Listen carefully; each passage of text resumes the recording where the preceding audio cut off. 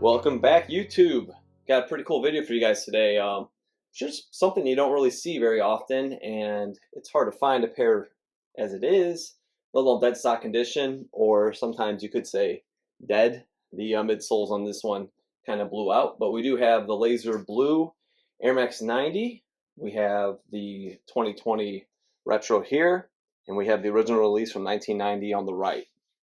And I gotta say, again, we did a infrared comparison, and Nike knocked these out of the park. Awesome retros. This is what we should see every time from Nike, from Jordan Brand, pushing for improvements and tweaking things. You know, they're doing a really good job with the Nike runners especially. So without further ado, we're just gonna go over, some angles, do a little comparison, and show you guys how the original matches up with the 2020 retro. So the first thing you'll notice definitely is there's some cracking around on the Dura. So the originals had Dura. You see some flaked off here. It's kind of yellowed, some cracking. I didn't condition these. I just left them as is. Very good netting here. It really feels similar to here. Feels a little smoother. This is a little more textured, rough, like on the finger, you could say. The stitch lines definitely a little more noticeable, I guess you could say, on the retro. These are really fine lines on the OG, and you actually see there's one single stitch here, and here you got two. As far as the tongues, we'll show that in a little bit when we go with the more fragile pair I have on top, since I'm not going to pull at these. I want to keep the midsoles. This one actually is in really good shape for its age, so I don't want to mess with that. This is an 11.5. This is a size 12.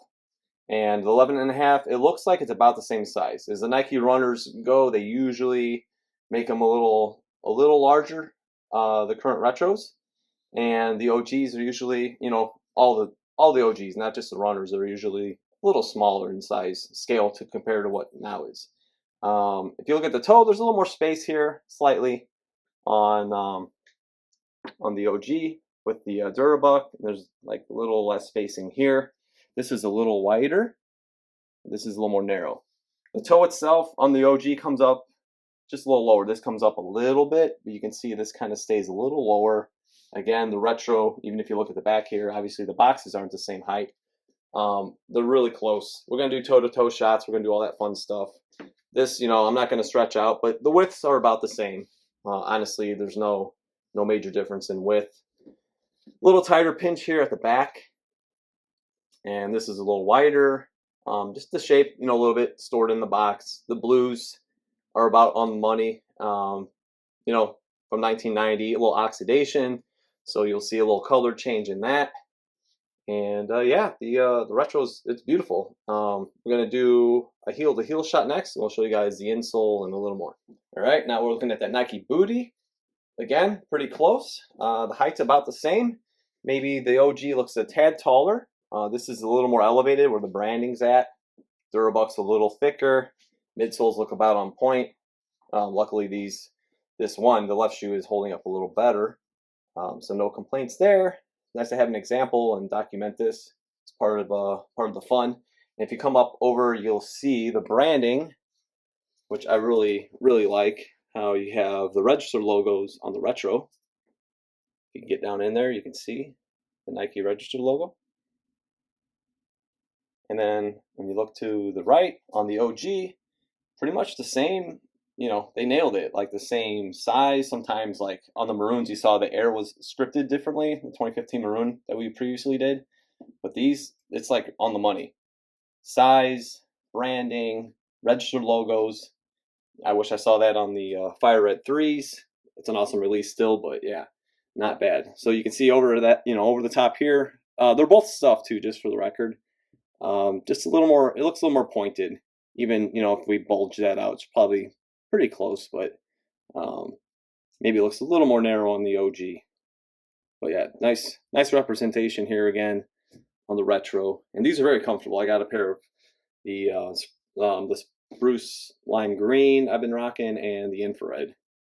And it's weird because Nike's sizing is strange. Like with these, it's like I got a size 12 and it's a little roomy. I got an 11.5 of the new Huarache, and it's like my toes poking through the front. It's really weird. I don't know. Some of the sizing is I should have worn a 12 in that one, and then in the other, go a little smaller. So, that's why it's always good to try on the shoe before you actually buy it, so But it's all good. Nothing, too major that's slipping or nothing. So, but yeah, that gives you a good overhead shot. Again, you can see the patina on the versus the white, and the lines are pretty close to similar. And next, we're going to do the box. We're going to show you guys the boxes of each, and we'll look at those tongues a little bit like we mentioned. All right, so here's the boxes. It's weird because like when they come out with the colored ones, I think I have it's like a teal pair. They had the purple pair, and they were making the boxes actually smaller. For whatever reason, the OG boxes, they made them bigger. As you can see, it's definitely a larger, substantial size. I think they're a little bigger than this still, the retro boxes, but they're not this massive. So I always like saving space. It's always nice to do that. Weren't really given that opportunity in here, so it is what it is. But yeah, I mean, it's still cool to have the OG style box, but I'm always one to save, if you guys are collecting and how quickly things fill up. So here's the OG Air Max 3, you could say Air Max 90, white, the gray, and here's the white, black, Zane gray. I guess that's what they're, it's kind of an abbreviation here, and laser blue. This was a replacement box, size 13. The shoe's a size 12, and this is the size 11 and a half. You need to flip it. Maybe it's got more. Yeah, here's the Nike tag. So it's more like the OG style, and here's the Nike one. So let's flip them around, and there you see Air Max 3. Same coating, and yeah, so here it's a size 13. You see the style code, and as we're speaking about the tongues, if you come up to the top, you can see. Obviously, I'd have them. This box is taller, but there's more space here definitely. It's a little thicker. This one's it's still padded, but this is just slightly more puffier. I mean, it could be age even. Material feels pretty close with that nice smooth nylon. This is really shiny. Maybe this is what this looked like, when it first came out. But the Nike itself, it looks pretty close. The patch is a little different, just a little, like slightly different, nothing major. Maybe just a little thicker font on the Air Max itself. You can see the blue underlay, like a big square patch around it. If you look really close, it's like all around there, blue. We see that on like the OG Jordan 4s, and you can kind of see just more on the left side, you kind of see it. So again, pretty, it's pretty dead on. It's not going to be exact, obviously, but very close. So let's show you guys a little, another toe-to-toe. Obviously, this Outsole's seen better days and midsole. And I'm not going to swap them. So these I have this one standing up in a separate box, and the nicer one I have laying down in the original box. So for this purpose, we just kind of doing it this way. But yeah, I'll show you guys this shoe really quick, just so you can kind of see. It's kind of cool because you can see the air chamber. Remember, we were always poking at the air bubbles back in the day, so that's kind of cool. You can see stop blocking the light. You can kind of see into the chamber, and I'll just kind of turn it. A little oxidation up on the mud guard. There's a little difference on the mud guard between the two. But it's funny because this side of the air unit is actually intact. So you can actually get kind of a inner view from the other side. It's just kind of how, comes with the territory, vintage collecting. So try to keep things in an original form.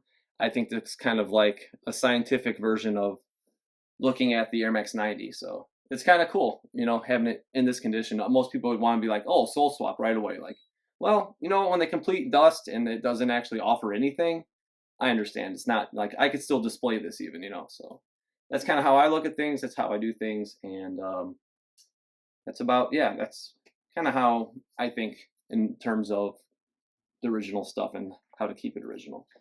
So yeah, again, from this side, it's not as bad, but obviously plenty of sneaker crack. All right, and then next we'll do toe-to-toe. Everybody likes seeing that toe box. All right, so here's your toe-to-toe, and as you see, as great as the 2020 Retro is, just got that lower cut.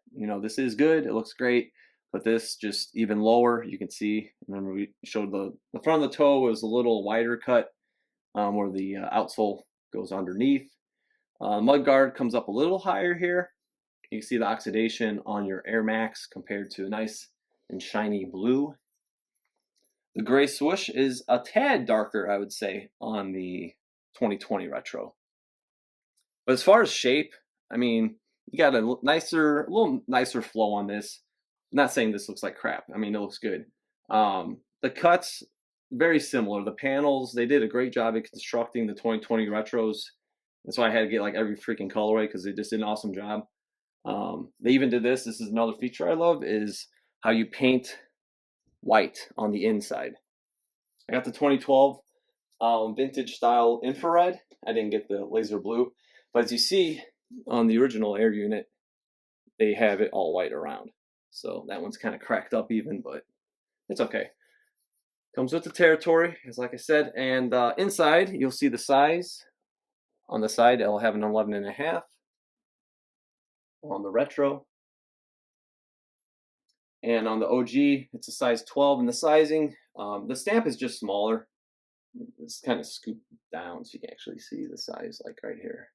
You can see the size 12 is just printed a little lower. Or a little smaller, I'm sorry. But yeah, I mean, it's a really good toe box on the 2020. I'm not going to beat it up. It's not perfect, but it's really good. All right, here we go. We're going heel to heel, and you can see on the OG, the blue looks a little darker when they're this close together. Very close, but it's, could be from oxidation, obviously. You can tell this is a little green, you could say. The size, you can see a little better. If you bring it in, you can see the 12. Just comparison because they're actually closer rather than when we're doing the toe-to-toe. You can see that the 12 is just, a smaller font that they used. And as far as the height's actually a little taller on the OG. Again, this is a size 12 to an 11, or 11.5, but the size difference isn't that drastic. So yeah, I mean, pretty close again. You can see the mudguard coming down. Looks pretty spot on, just a little wider here, as we pointed out earlier. The midsole, sometimes you see like funky midsole molding, like on the Flightlight 2. It looks really weird compared to the originals. So at least like the tooling, all that looks pretty spot on also. And next we're gonna look at the Medial side next. All right, so here we're just looking really quick at the Medial. And again, there's nothing I've already pointed out difference-wise. Again, you can see even the shape is pretty well. It's close. I mean, you could nitpick a little bit, but even like OG stitching, look guys, it's not perfect. Everything wasn't perfect back in the day. There was definitely, spots where things didn't look perfect. But when you look at the major point I just wanted to point out really quick was you got your mudguard here, and then it kind of slopes up here. It's got this nice kind of flow. I like how that looks. Looks really cool. So on the OG, it looks like that, and then the Retro, it just kind of slants off. It's just got a different shape to it, but I kind of like that little detail. They both look good. It's not like I don't like one or the other, because you could say, well, that looks more aerodynamic. That's fine. But this hump kind of built line of the shoe, kind of like how the Jordan 13, the OG toe box, kind of has that like upward slope back down. So it kind of reminds me of that. And then you have this nice slope all the way down to the toe. So just something to note really quick and show you guys the Air units are pretty spot on size wise. Maybe it might be a little wider, more inset too, just a little, maybe a little more inset on the OG.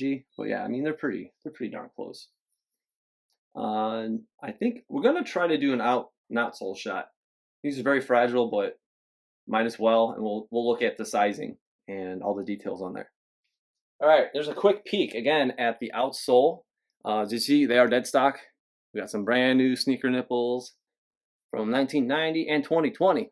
But what I'm saying is size 12, size 11.5, and you can tell definitely the Retro, it looks like it's a little bigger. I tried lining them up pretty identically, and you can see that it's definitely a bigger molding.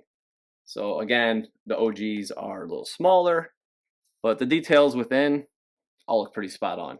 You see some oxidation on the blue parts, but yeah, pretty pretty good molding. And there's my dog's nose sticking up. Hi, Penny. Thanks for intruding on the outsoles. I said sneaker nipples and she came running. I don't know what that means. But anyway, yeah, just want to show you guys this quick.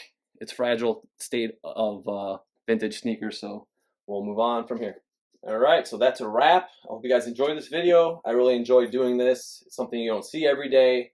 The Air Max 90, Air Max 3, it's my favorite model. Infrared's my favorite runner of all time, but I really love the laser blue as well, probably second favorite colorway. So I'm very happy to have a dead stock pair of each.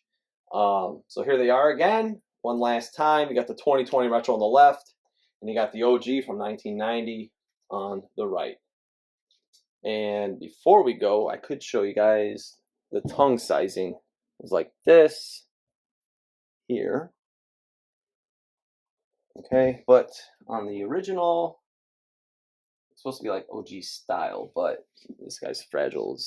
As you can see, it's actually Korean. It's got the tag. You move in closer so you can see a little better. The tagging, yep. You can see the production dates on there from 90. So pretty cool.